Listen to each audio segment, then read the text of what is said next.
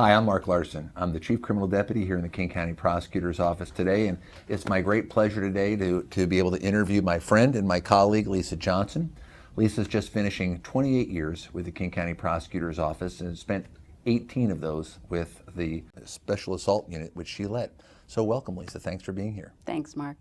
Lisa, maybe the starting point really is just to ask you, what is the Special Assault Unit? Special Assault Unit is basically crimes against children, both physical and sexual abuse, and also sexual offenses against adults. It also includes two other specialized areas, one of commercial sexual exploitation against children and internet crimes against children. You know, when was the Special Assault Unit first established? Well, it was created around the mid-'80s is when the very first protocols were set in place. Yeah. And protocols becoming so important even as we evolved over the years to now Ellie's place. Protocols that told the community and community partners how best to investigate these kind of cases and creating a gold standard for the investigation.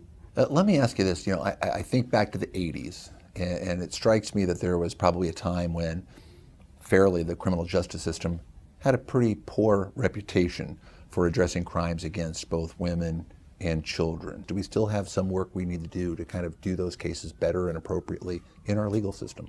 These kinds of cases against children and adults are so unique, and that hasn't changed over the years. These are generally crimes that are committed in private and alone. There is no what people would traditionally think of physical or corroborative evidence of the crime. Mm-hmm.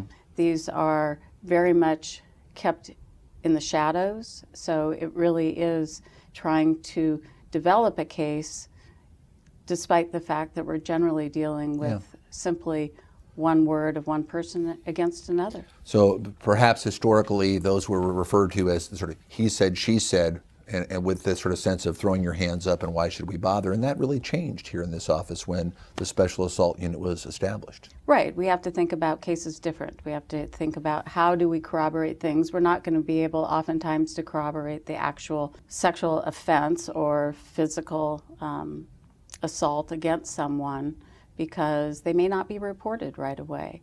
And so we need to think about how we actually develop that case. And Lisa, you talked about that these kinds of cases require not only specialized prosecutive knowledge, but also investigative protocols. I think you referred to them as, or techniques.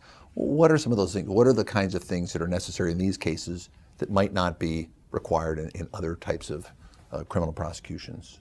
Well, if we're dealing with a case against a child, let's say that for instance, and people, right or wrong, have a tendency not to necessarily trust what a child victim might say, that they may be influenced by someone else, or that they're just simply wrong about what happened. And so one of the things that the idea that somehow children are more likely to sort of not be truthful as adults. Right, right. And that was forever the attack before we started recording the interviews of children with expertly trained forensic interviewers who would ask questions that were not leading questions that hopefully would be the transparency that a juror might need to be able to determine whether a child was telling the truth or not. We went from originally just children being interviewed by prosecutors. We sat children down regardless of their age and interviewed them. We learned after that the best way to interview a child is actually with a specially trained forensic interviewer. Then naturally, this was a world that was evolving of different kinds of media and the ability to record. Certainly in the beginning, recording was expensive. It wasn't on everyone's phone. And certainly the public asked, why don't you record? When the attacks were, well, how was the question asked of the child? How did the child really respond? Yeah. And so it was an evolution and something, a time that it was necessary. We began it as a pilot project with 3 other counties in the state and have never looked back. There was certainly good reasons why people were reluctant to put the interviews on tape. People thought that children's words would be taken out of context, that they would just take snippets of the interview and that those would be used against the child. That really hasn't come to pass at all. And more along the lines of what you're talking about, we have always been very concerned about the privacy issues with respect to these recordings of children talking about very intimate subjects and how those could be released. We have just, King County has always had a procedure by which that those would only be released under a protective order. Now, fortunately, through legislation this last legislative session, those are protected statewide now. And those are reforms that you really brought to bear. The idea that, yes, we're going to record them, but we can also address those privacy issues was something that you saw really from the very beginning, and it has now been passed into law. And I'm very happy about that. Yeah. Can you think of other innovations that have sort of marked your tenure in the last 18 years that you think were also really important to the practice and the way in which we handle these cases involving women and children? Well, I'm incredibly proud of our accreditation in 2011 by the National Children's Alliance, NCA, and which really means that we are conducting ourselves in our community, and that's just not the prosecutor's office, that's with all of our community partners, really to say that we are conducting investigations in a way that is the gold standard. A recent iteration, an important innovation in this has been the opening of our Child Advocacy Center, Ellie's Place. I consider that an important part of your legacy here. Tell us what it is and tell us why it's important.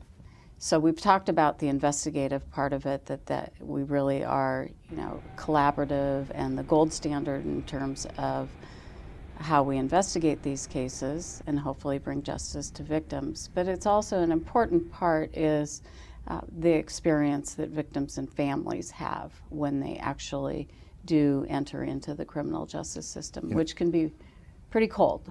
And I've heard that sometimes we talk about comparing two things.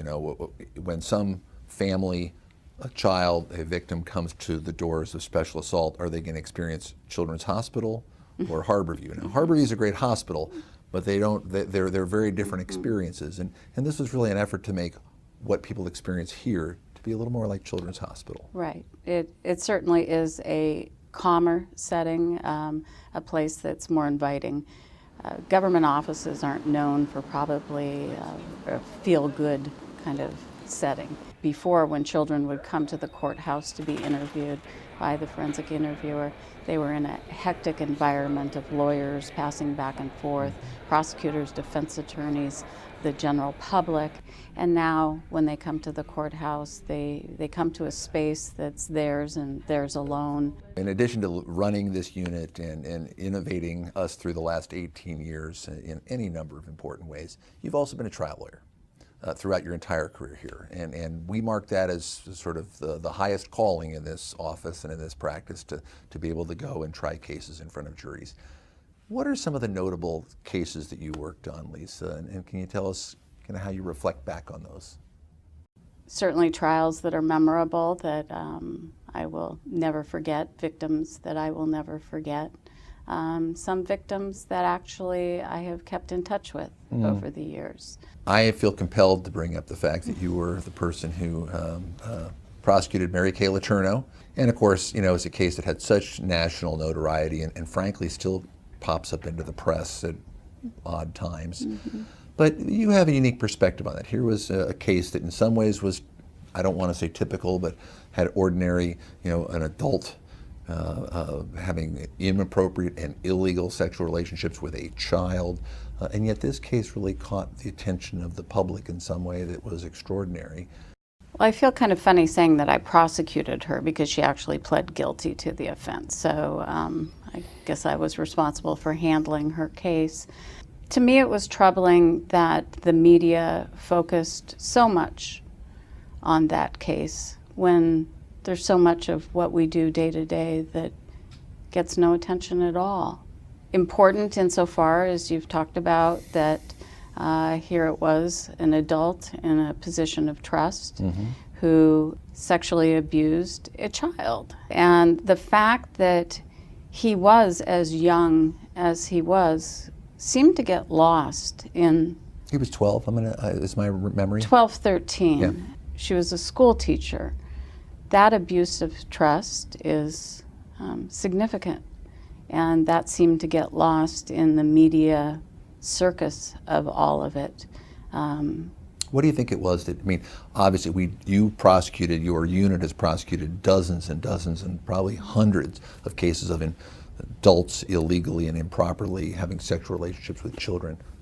What was it that made this one stand out from the others? Well, sadly, I think it's as superficial as the way people look, and the fact that we have a hard time thinking that attractive people would commit such a crime. Or gender? Did gender, do you think, play into this? The idea that it was a female, adult, and that it was a male child? Very much so. But we have had other cases involving female offenders that don't get that kind of notoriety. Certainly a case that has lived for a long time, but again, I think some of the principles were lost, and it became, its own media circus when there's such important work that we do every day. Let me ask you this. You've talked about our working with community. You've talked about our network. You've talked about the Child's Advocacy Center and bringing in others from the community. What is it about this work that really requires so many of these partnerships to be functioning, so many relationships to be sort of in place to do the work well? Well, again, it comes back to the best response for the victim, and so that the victim is not having to go from place to place with people who are not knowledgeable of their case, not working together all toward a particular outcome. CPS and law enforcement can work together. It's a better experience for victims and families. Well, you've talked about that in terms of our Ellie's Place and our Child Advocacy Center and in the network and in all of these things. I suspect that really is a big part of your legacy here, which is a victim-centered approach to the prosecution of these cases. What does the world look like through the eyes of the victims, largely women and children who are being brought to the courthouse to encounter people that are trying to bring justice, criminal justice, to those cases? I think it's a remarkable legacy. I'm grateful. Thank you.